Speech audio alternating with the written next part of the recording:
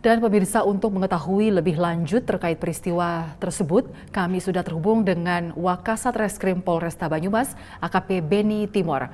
Selamat malam Pak Beni.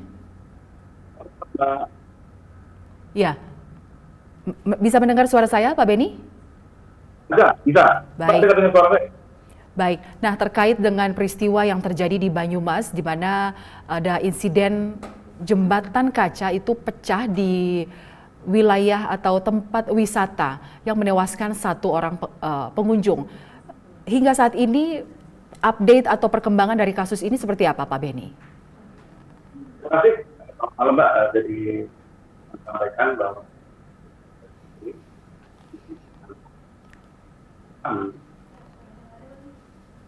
dua ahli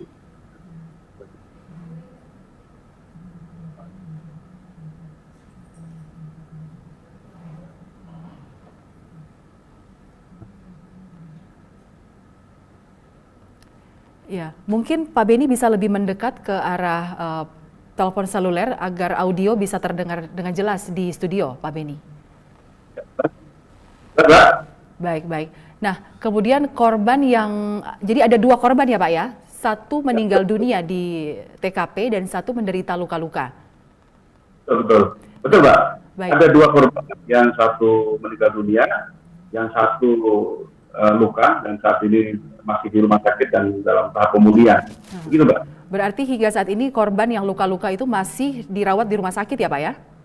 Betul sekali, masih di rumah sakit. Baik. Nah Pak Beni, dari hasil pemeriksaan terhadap orang atau pihak yang sudah dijadikan tersangka, kronologis pecahnya jembatan kaca ini seperti apa atau bermula dari awalnya seperti apa?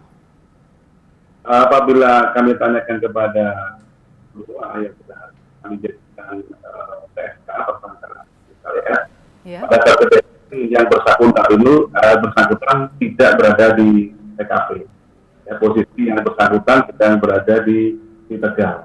Ya, yang bersangkutan PS baru mengetahui setelah diberitahu oleh karyawannya, Topik, yang memberitahukan bahwa telah terjadi orang jatuh dari wahana kaca Tegiong di Mapus Sumbang, dan masih satu MD dan satu luka dirawat di rumah sakit. Yang bersangkutan hanya tahu sebatas itu, kemudian mengetahui hal tersebut, tersangka ES itu kemudian melakukan pengecekan ke rumah sakit menjenguk korban. Begitu, Mbak.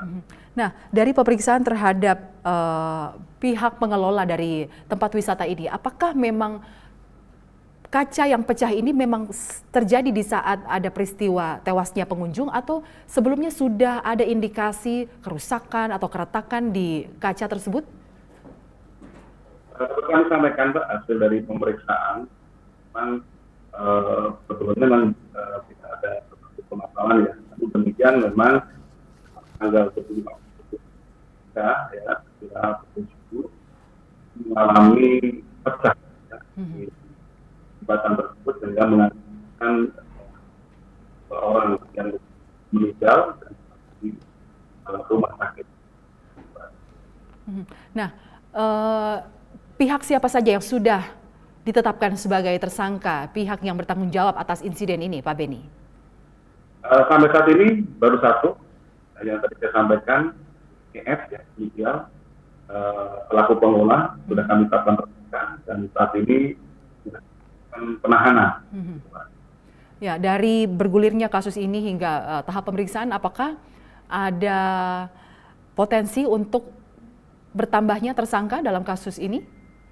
Kami masih mengembangkan, Pak. Nanti dari kesaksian yang lain, dari pengembangan yang sudah kami periksa, kemudian kami nanti lihat dengan hasil lapor yang sudah nanti akan kami dapat dari lapor Polda Jateng. Gitu, Pak. Berarti bisa dipastikan kerusakan memang terjadi di saat insiden pecah kaca dan juga menimbulkan korban. Seperti itu ya Pak Beni ya?